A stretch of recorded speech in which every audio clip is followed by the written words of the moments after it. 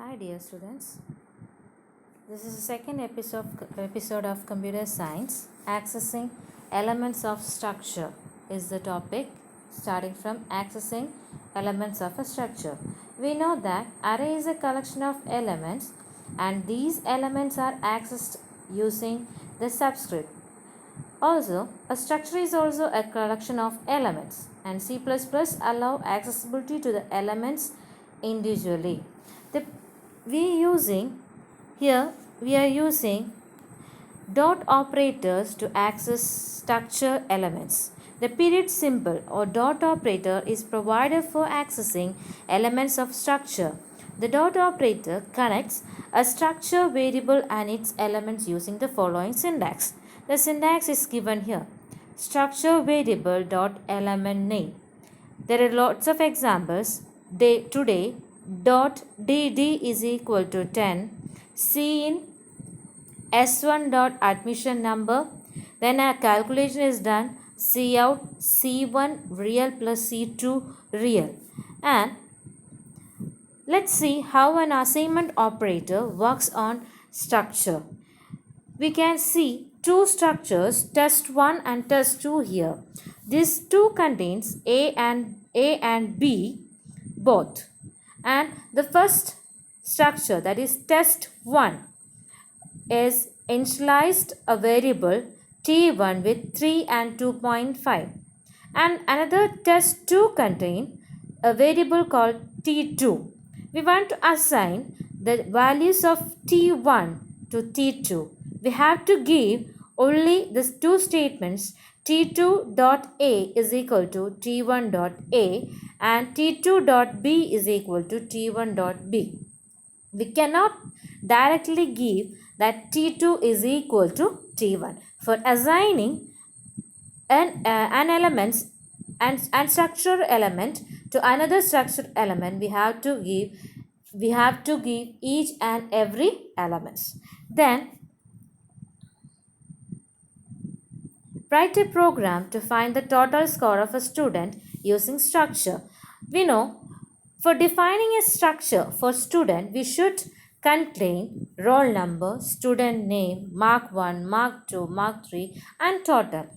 Let's define the structure.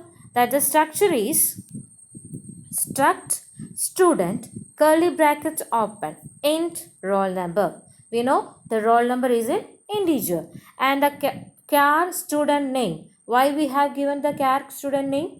Because character, all the student name is all alphabetic. So we have to give character array. Then next one, 3 marks. It is an integer values. And last one, total mark. It is also an integer value. And the curly bracket is closed, semicolon. We should be careful of the semicolon. When I take the structure syntax, I noted you every time. Again I am telling you, put the semicolon after the curly bracket. Then it should be defined outside this main method, and it can be defined inside also. It is good to define before the main method and as the first function of a program. Then let's see how a program is done. You can see I have written the program hash include iostream, hash include cstd. Why I have given cstd? Because I have given gets function in this program. Then using namespace std, and I defined or declared structure firstly, that is struct student, that I have we have seen in the previous slide. Int roll number, character student name, int mark 1, int mark 2, int mark 3, int total curly bracket course, and I have given a variable also, that is s1, and put semicolon. Then int main, I have started then main method. Then enter the roll number, see in s1 dot roll number, that is important. S1 dot roll number, variable structure variable dot element name. Cout enter name gets, also I have written again s1 dot stud name. Cout enter marks, S1 dot mark 1, S1 dot mark 2, S1 dot mark 3, and then I find total of the marks, that is S1 dot mark 1 plus S1 dot mark 2 plus S1 dot mark 3. Then see out, total score is S1 dot total. Then return 0, semicolon, curly bracket, close. Then we have completed the program. There are two other programs. First one is to define a structure to represent register number, name, CE, PE, TE, and write a program to find the total of CE, PE, and TE of the student. Then second program is a define a structure employee with the details, employee code, basic pay number of days worked. Write a program to find the salary of the employee. How we can find the salary? By multiplying the basic pay into number of days. Okay, you should be very careful that for examination we have to define the structure. We have 3 marks questions on structure definition. Define the structure. Define the structure including these things. It is very important. And moving to next topic is our nested structure. Nested structure, a structure inside another structure is called a nested structure. We learned the nested loops, nested if, all these things. We know nested loop is a loop inside another loop. The same way, nested structure is also a structure inside another structure. We have an example here. Look at the example. Struct student, curly bracket open, int admission number, char name of 20, date DOB. This date DOB is a nested structure or another structure which I have declared a variable here. Curly bracket close, semicolon. Again I define the structure date. Struct date int dd int int yy, and then I have declared the structure. Then how we can access these elements, these inner elements, that is date dd. How we can access date dd? It is like the format. Accessing the inner structure element, we have a format. The format is given here. Outer structure variable dot inner structure variable dot element. That is outer structure. We have the student. Let's define that S1 is the variable for student and DOB is the inner variable for date. So we have to access the DD element of date. We have to write S1 dot S1 dot DOB dot element, that is DD. A nested structure variable is initialized and the elements are accessed as follows. That is student S is equal to curly bracket open 432 comma Vishal comma. Then I have given another curly bracket. Why have I have given the another bracket here? Because the inner structure is initializing there. Inner structure contains 3 another variables which I have written in red ink. Curly bracket open 10 comma 11 comma 1997. Then 575. You can see how I accessed the student S admission number and name. Then in the next line you can see how I access date of birth of the student, that is S dot dt admission dt admin dot day slash S dot dt underscore admit dot month slash S dot dt adm dot year. This is how we access an inner element. You have to learn how the inner element is accessed. Here also we get an examination question. Then difference between array and structure. You have already learned this difference between array and structure. Array and structure. Array is a derived data type. Structure is a user defined data type. An array is a collection of same type of data. Structure is a collection of different types of data. Elements of an array are referred using corresponding subscripts, but the elements of a structure are referred using dot operator. When an element of an array becomes another array, here it become multi-dimensional array. When an element of structure is another structure, then what will happen? It is become nested structure. Then array of structures is possible, but structures of array is not possible. That is, array of structure is possible. Structure can contain arrays as elements only. Is it clear?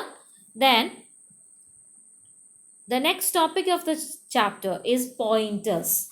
Another important topic, pointers. Pointers is something like the librarian or teacher in the examples, or like as an example. It is a kind of reference that we get. That is, pointer. Here we have to take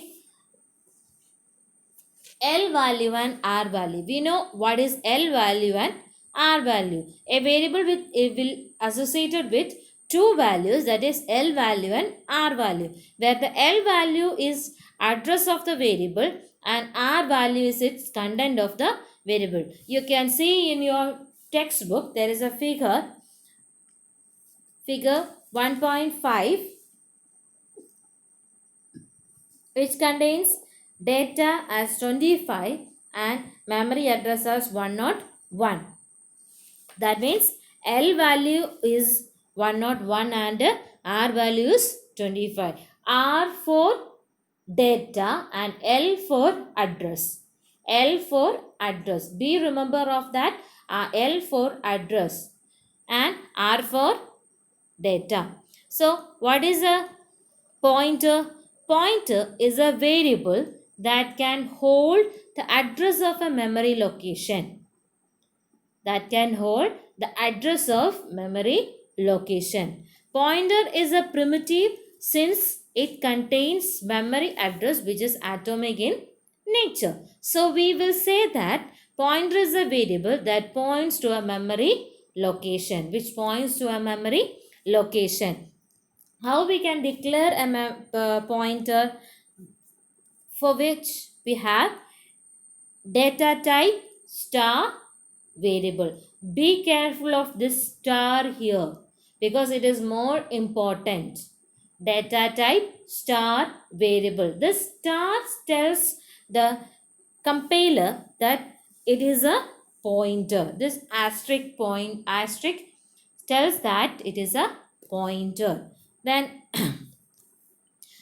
the data type can be fundamental or user defined. A variable is an identifier. Note that an asterisk or star is used between the data type and the variable. Let's see some examples of declaring pointers. Int star ptr1. That means ptr1 can store an address of an integer variable only. Address of an integer variable only, ptr, because I have given int star ptr1. So ptr1 can only store the address of an integer variable. Then float star ptr, that means float. I have given a float data type for the pointer. So it can contain only what type of data type? That is float data type. Yeah, next one is a struct student star ptr. That is a user defined ptr3. That means student, structure student. The address of structure can only stored in the star ptr3. Then the two operators can be used for accessing pointers. The first one is AND operator and star operator. Two operators. The address of operator and value at operator. Address of operator, that is an ampersand here given. Ampersand sign is used for address of operator. For what purpose we are using the address of operator? To get the address of a variable. To get the address of a variable. If a number is an integer, its address can be stored in pointer ptr1 by the following statement. Let's see the statement. Ptr1 is equal to address of num. That means address of num is stored in where? ptr1. Then if the statement on the execution establish a link between two memory locations, that is here given. ptr1 will store the address of num, that is 1001. Here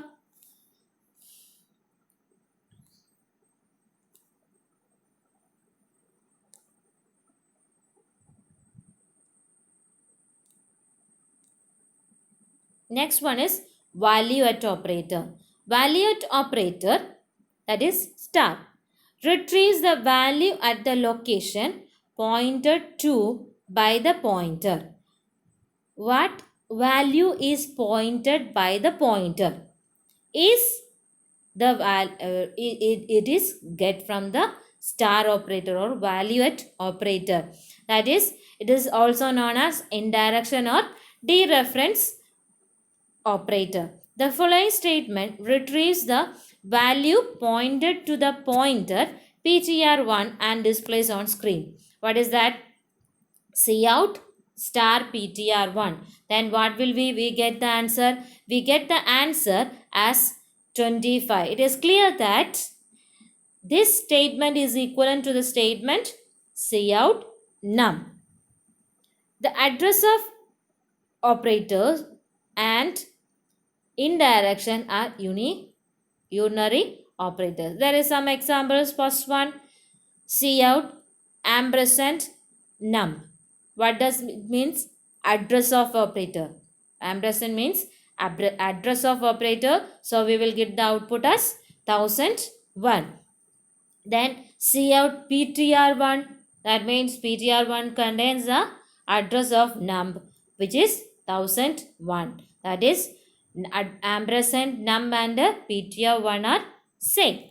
Then cout num. What is the content in num? That is 25.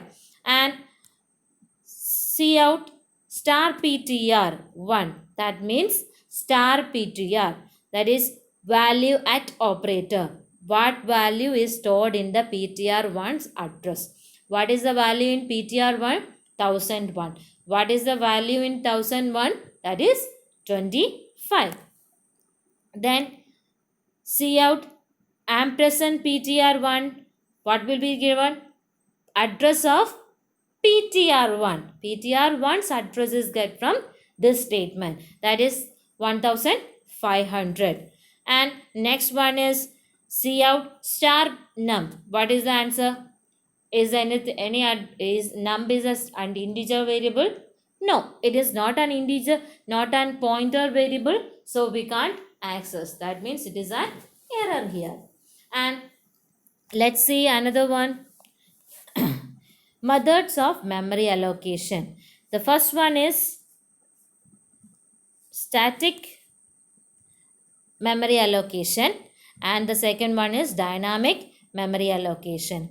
The memory allocation that takes place before the execution of the program is known as static memory allocation. The memory allocation that takes place before the execution of the program is known as static memory allocation. That is that, for example, we declare variables, right? Int a, int b, which is declared before the program. So it is due to the variable declaration statements in the statements program. And another one memory allocation is dynamic memory allocation. In this case, memory is allocated during the execution of the program. That is execution of the program. The memory is allocated during the execution of the program. It is facilitated by operator named new. as complementary to this operator, C++ provide another operator that is named delete to deallocate the memory. That means to allocate, dynamic allocation is processed by new, and deallocation of dynamic memory is processed by delete operator. We learn about these dynamic operators new and delete.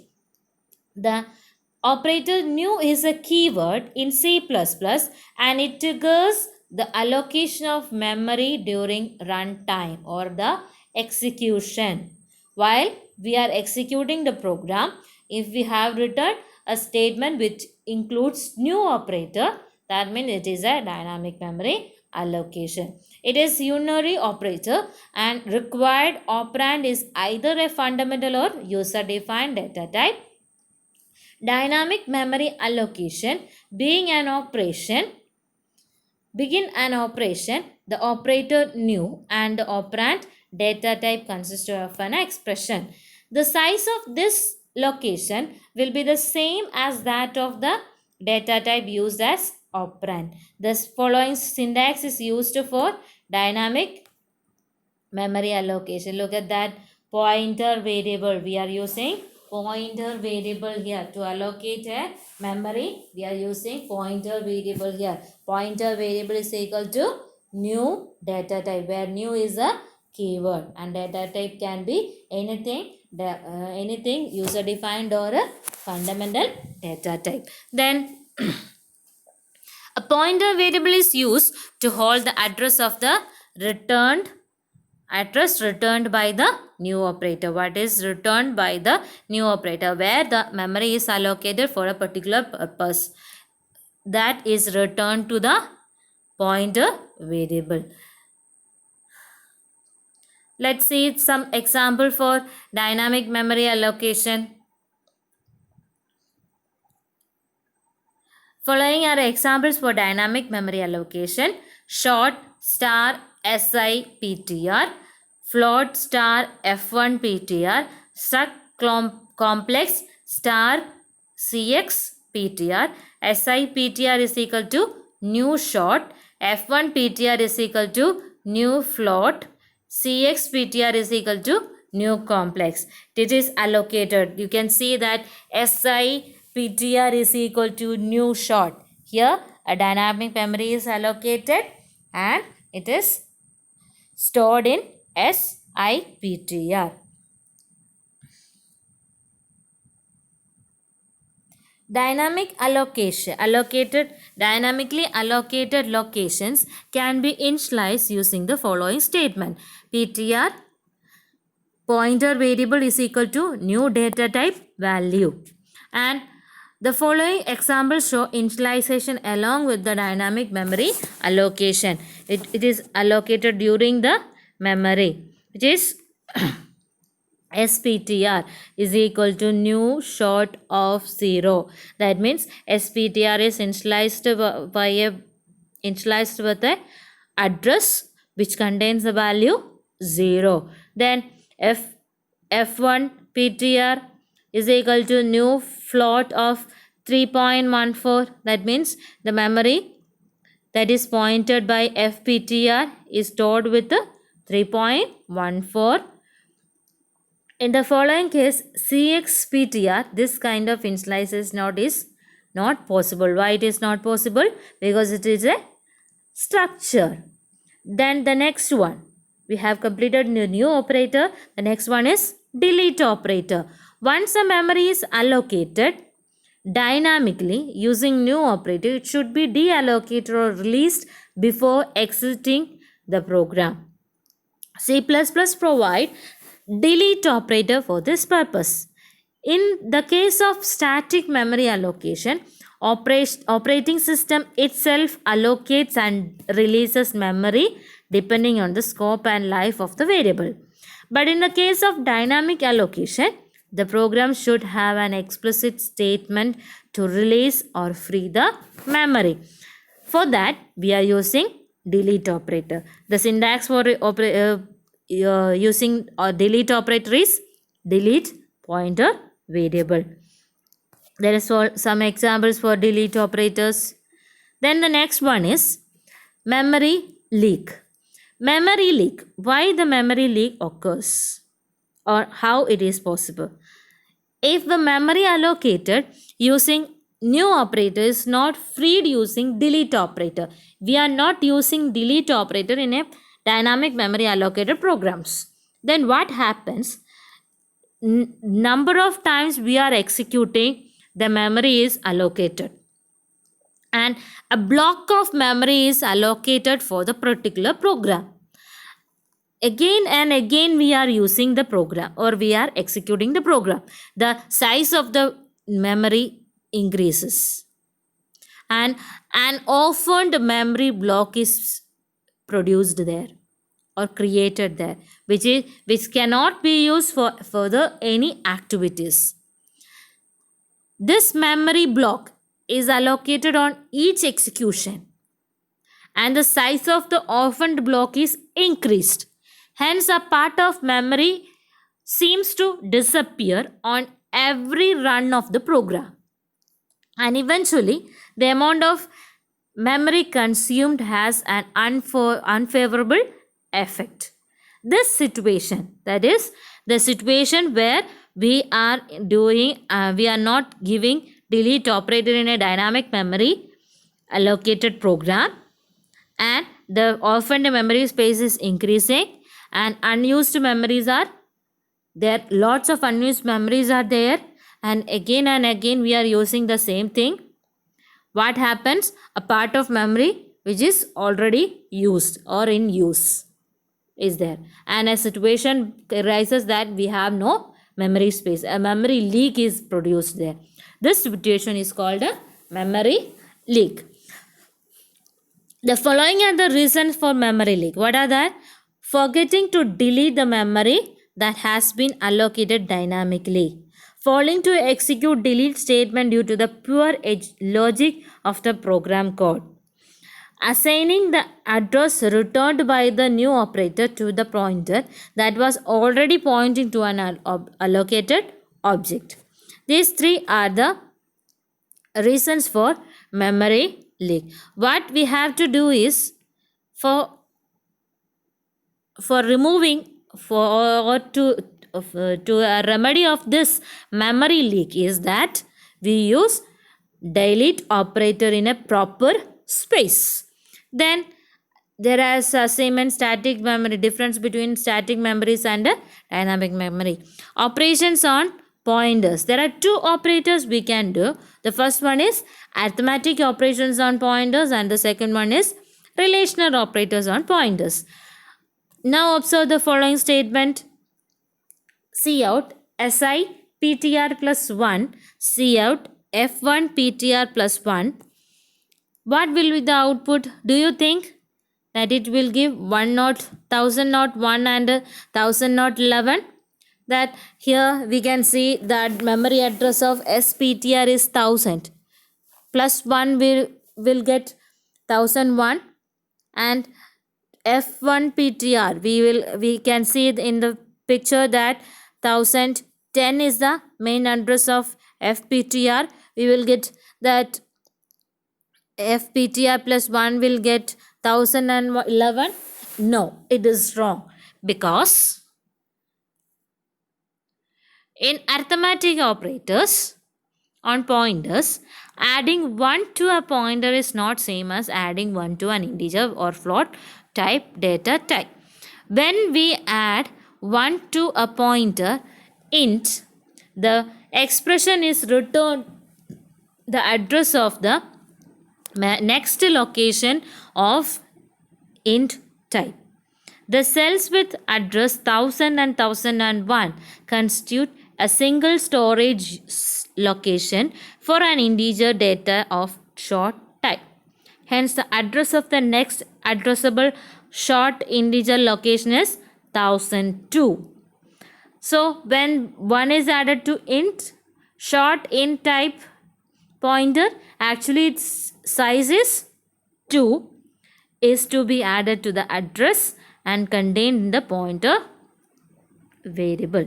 Similarly, to add 1 to float type pointer, its size is 4, is to be added to the address. So the expression F1 PTR plus 1 returns 1014. So it is clear that the expression SIPTR plus 5 returns 1010. That is 1000 plus 2 into 5. Then F1 PTR plus 3 returns 1002. Similarly, the subtraction. No other mathematical operations can be performed on pointers. As so, we can conclude that pointers are only incremented and decremented. Some examples are given here. Then the next one is relational operators. Only among 6 operators we can use only 2 operators here. That is equality and non-equality. Address can only equalize. Maybe it's equal, maybe it's not equal. Memory address is simply a unique number to identify each memory location. If think that P and Q are 2 pointers, it may contain the address of the same integer location or different memory location. This can be verified with the expression P double equal to Q or P not equal to Q. Pointers and array. What is the relation between pointers and array?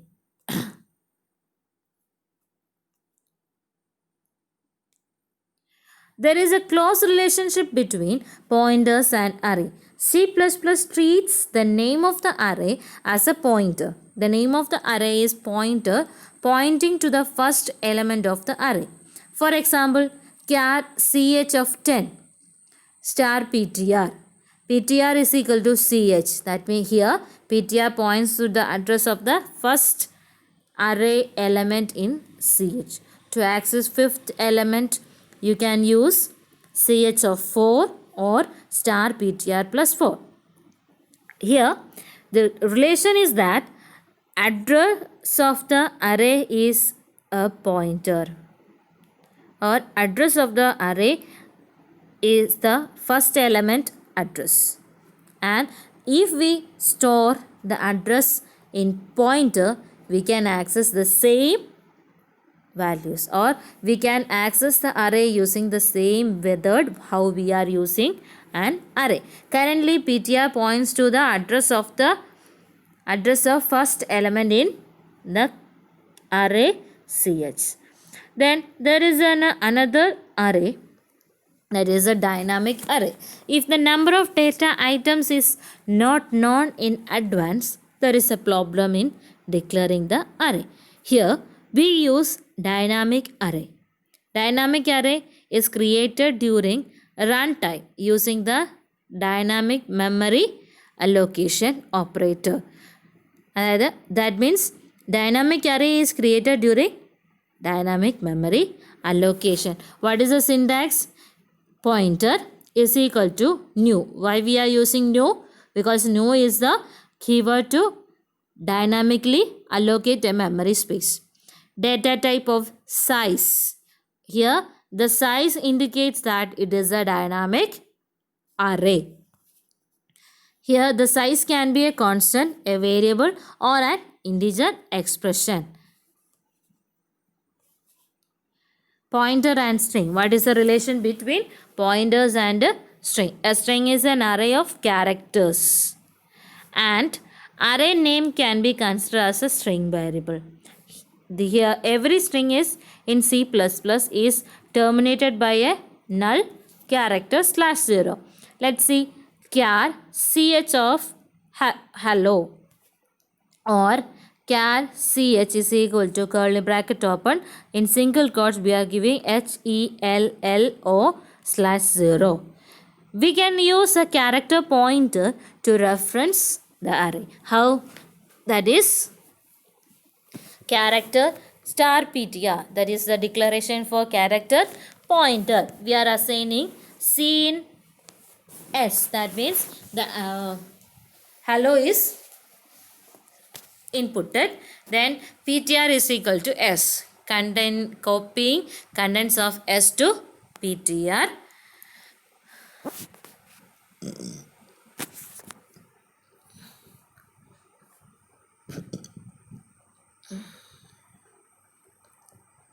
C in str to input a string, say program. Then C out str displays the program string program. Then let's see, sp is equal to str. Sp is the pointer, str is copied, or the pointer character string is copied to sp. Is it right?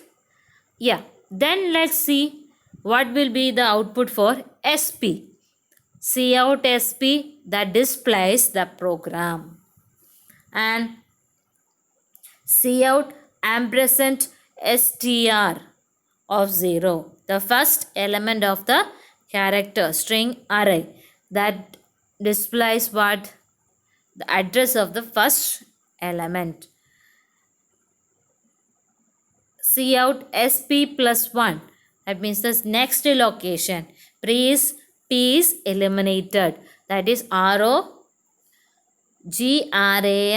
is displayed. Then ampersand str plus 1, the address is get and the content of the address is displayed. The two statements given above displays the substring starting from second character onwards. Str of 0, that means P. Star SP, that is P. Cout ampersand str displays the base address of ampersand. Cout star ampersand sp, that displays the pointer address. Then what are the advantages of character pointer? The use of character pointer for storing string offers the following advantages over character array. It is an examination question here. What is the advantage of character pointer over character array? The first one, string can be managed at optimal space memory. What the amount of memory we have to use is allocated. Only that memory is allocated.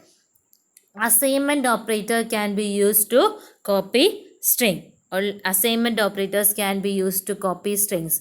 Otherwise, for copying a string to another string, we have to use strcpy string function.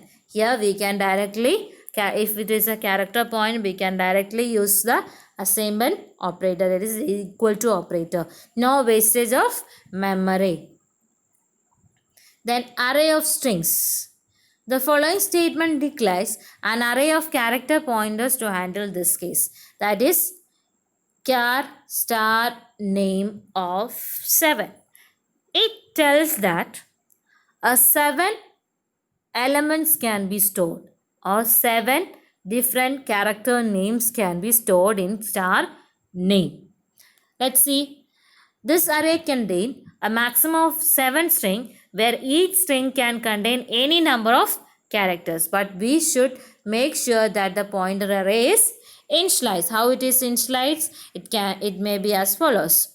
Let's see. Char star week of 7, Sunday, Monday, Tuesday, Wednesday, Thursday, Friday and Saturday.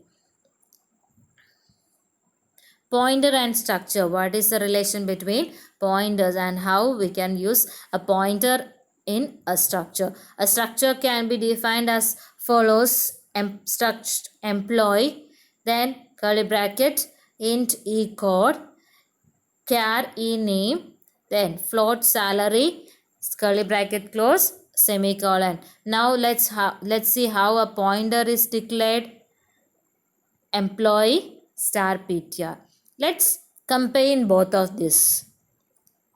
It is clear that EPTR is a pointer that can hold the address of employee data type, and the statement EPTR is equal to new EPTR employee allocates 23 bytes of memory and its address is stored in pointer EPTR.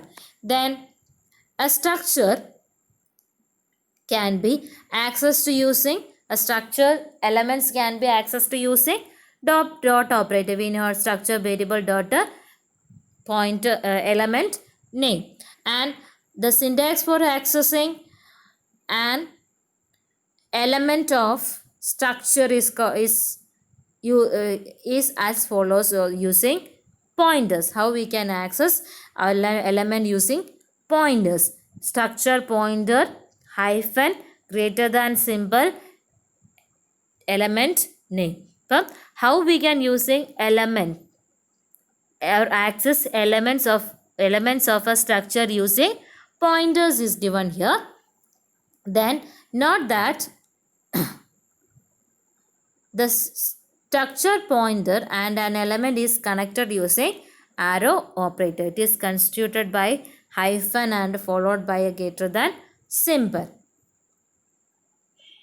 Then what is self-referential structure?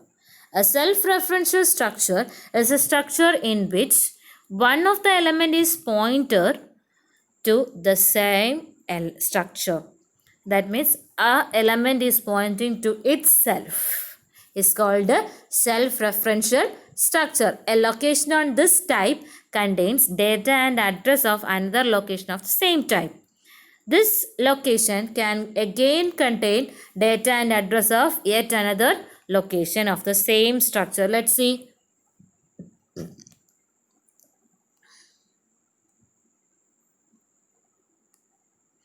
A self-referential structure is a pointer, a powerful tool of C and C++ language that helps to develop dynamic data structure like linked lists, trees, etc. These are learned in later chapters. Dynamic data structures means a collection of data for which memory will be allocated during runtime. The memory allocation are scattered, but there will be a link from one location to another location. That is self-referential structure.